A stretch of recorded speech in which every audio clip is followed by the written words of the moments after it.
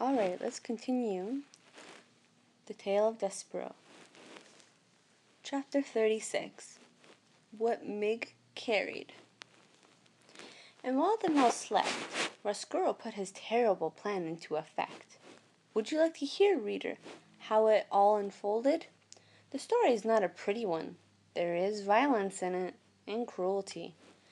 But stories that are not pretty have a certain value too, I suppose.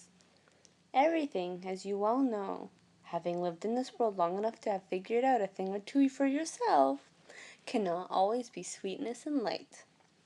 Listen, this is how it happened. First, the rat finished, once and for all, the job he had started long ago. He chewed through Gregory's rope, all the way through it, so that the jailer became lost in the maze of the dungeon. Late at night, when the castle was dark, the servant girl Migriso climbed the stairs to the princess' room. In her hand she carried a candle, and in the pockets of her apron were two very ominous things. In the right pocket, hidden in case they should counter anyone on the stairs, was a rat with a spoon on his head and a cloak of red around his shoulders. In the left pocket was the kitchen knife, the same knife that Migriso had used to cut off the tail of a certain mouse.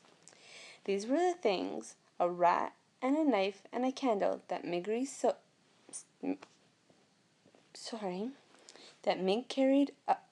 carried with her as she climbed up the stairs. "Gore," she shouted to the rat. "It's dark, ain't it?" "Yes, yes," whispered Roscuro from her pocket. "It is quite dark, my dear." "When I'm a princess," began Mig. "Shh," said Roscuro. "May I suggest that you keep your glorious plans for the future to yourself? And may I further suggest that you keep your voice down to a whisper? We are, after all, on a covert mission." "Do you know how to whisper, my dear?" "I do," shouted Meg. "Then please," said Roscuro, "please institute this knowledge immediately." "Gore," whispered Meg. "All right." "Thank you," said Roscuro. "Do I need to review with you our plan of action?" "I got it all straight right here in my head," whispered Meg, and she tapped the side of her head with one finger. "How comforting," said Roscuro. "Perhaps, my dear, we should go over it again, one more time, just to be sure." "Well," said Meg, "we go into the princess' room, and she will be sleeping, and snoozing and snoring, and I will wake her up, and show her the knife, and say, 'If you does not want to get hurt, princess, you must come with me.'" "And you will not hurt her," said Roscuro. "No, I won't, because I want her to live so that she can be my lady-in-waiting when I become princess." "Exactly," said Roscuro. "That will be her divine comeuppance." "Gore," whispered Meg. "Yes, her divine comeuppance." Meg had, of course, no idea what the phrase "divine comeuppance" meant, but she very much liked the sound of it, and she repeated it over and over to herself until Roscuro said, "And then?" "And then," continued Meg, "I tells her to get out of her princess bed and come with me on a little journey." "Ha," said Roscuro. "A little journey. That is right. Ha! I love the understatement of that phrase. A little journey. Oh, it will be a little journey. Indeed it will." "And then," said Meg, who was now coming to her favorite part of the plan, "we take her to the deep downs, and we give her some long lessons in how to be a servant girl, and we gives me some short lessons in how to be a princess, and when we is all done studying up, we switch places. I gets to be the princess, and she gets to be the maid. Gore." Reader, this is the very plan that Roscuro presented to Meg when he first met her. It was, of course, a ridiculous plan. No one would ever, not for one blind minute, mistake Meg for the princess or the princess for Meg. But Migriso, as I pointed out to you before, was not the sharpest knife in the drawer.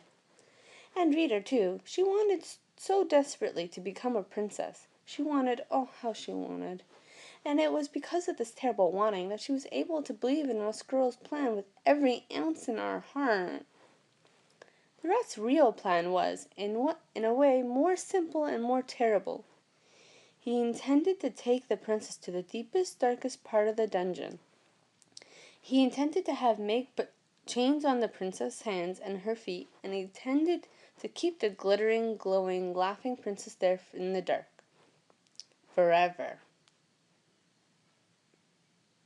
Chapter 37. A Small Taste. She was asleep and dreaming of her mother, the queen, who was holding out a spoon to her, saying, "Taste this, my sweet pea, taste this, my darling, and tell me what you think."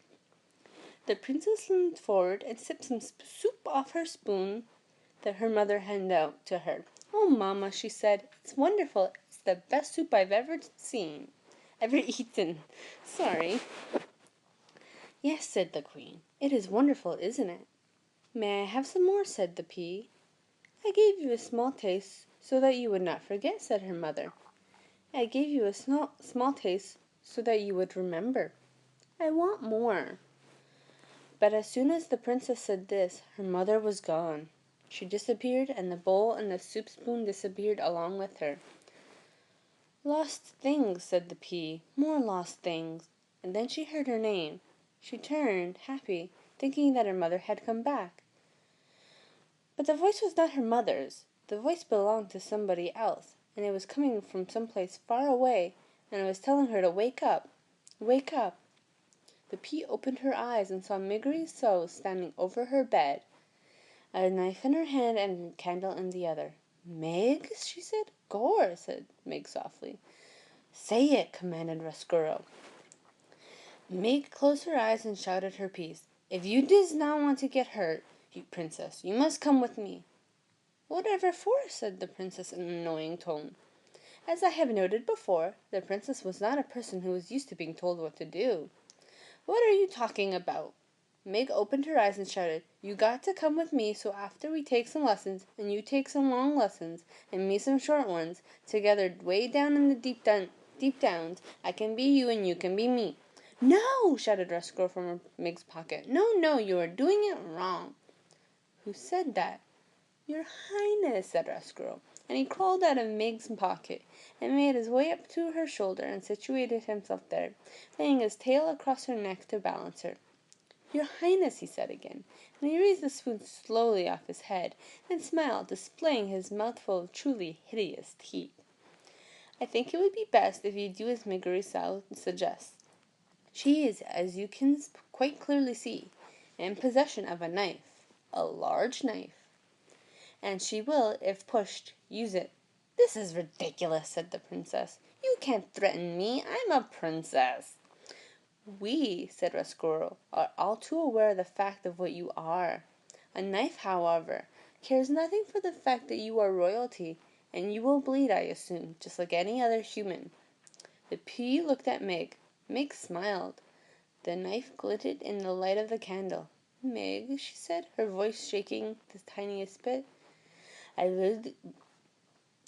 really do not think," said Roscuro, "that Meg would need much persuasion to use that knife, princess. She is a dangerous individual, easily led." "But we are friends," said the pea. "Aren't we, Meg?" "Eh?" said Meg. "Trust me," said Roscuro, "you are not friends, and I think it would be best if you addressed all your communications to me, princess. I am the one in charge here. Look at me." The pea looked right directly at the rat and at the spoon on his head. Her heart skipped one beat, and then two. "Do you know me, princess?" "No," she said, lowering her head. "I don't know you." But reader, she did know him. He was the rat who had fallen in her mother's soup, and he was wearing her dead mother's spoon on his head. The princess kept her head down. She concentrated on containing the rage that was leaping inside of her. "Look again, princess. Or can you not bear to look? Does it pain your royal sensibilities to let your eyes rest on a rat?" "I don't know you," she said, "and I'm not afraid to look at you." The pea raised her head slowly. Her eyes were defiant. She stared at the rat. "Very well," said Roscuro, "have it your way. You do not know me, none the less. You must do as I say, as my friend here has a knife. So get out of bed, princess. We are going on a little journey. I would like it if you dressed in your loveliest gown, the one that you were wearing at a banquet not so long ago." "And put on your crown," said Meg. put that on your princess head. Yes, said a squirrel. Please, princess, do not forget your crown. The pea, still staring at Russ Squirrel, pushed the covers back and got out of bed. Move quickly, said Russ Squirrel. We must take our little journey while it is still dark and while the rest of the castle sleeps on. Ignorant, oh, so ignorant, I am afraid of your fate. The princess took a gown from her closet. Yes, said Russ Squirrel to himself, that is the one, the very one. Look how it sparkles in the light. Lovely. I will need someone to do my buttons, said the princess as she stepped into the dress. Meg, you must help me. Little princess, said Russ Squirrel, do you think that you can outsmart a rat? Our dear Miggery will not lay down her knife, not even for a moment. Will you, Miggery? Because that might ruin your chances of becoming a princess. Isn't that right? Gore, said Meg, that's right. And so while Meg held the knife pointed in the direction of the pea sat and let the rat crawl over her back, doing her buttons up for her, one by one. The princess held very still. The only movement she allowed herself was this. She licked her lips over and over again because she thought that she could taste the sweet saltiness of the soup that her mother had fed her in her dream. I have not forgotten, Mamma, she whispered. I have not forgotten you. I have not forgotten soup. Oh, I really hope Marie-Sal wakes up soon and sees what she's doing wrong. And I hope the pea is okay. Okay, we're gonna stop there for now. Goodbye.